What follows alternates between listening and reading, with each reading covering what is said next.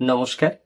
ছোট্ট বন্ধুদের জন্য শোনাচ্ছি কবি কাজী নজরুল ইসলামের লেখা আমি হব সকাল বেলার পাখি, সবার আগে কুসুম বাগে উঠবো আমি ডাকি। সূর্যি মামা জাগার আগে উঠবো আমি জেগে। হয়নি সকাল, ঘুমো এখন, মা বলবেন রেগে।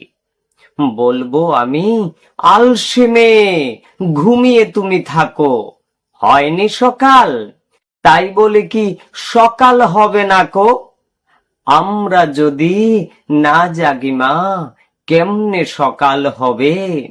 তোমার ছেলে উঠলে গো মা, রাত পোহাবে তবে। তোমার ছেলে উঠলে গো মা, রাত পোহাবে তবে। নমস্কার।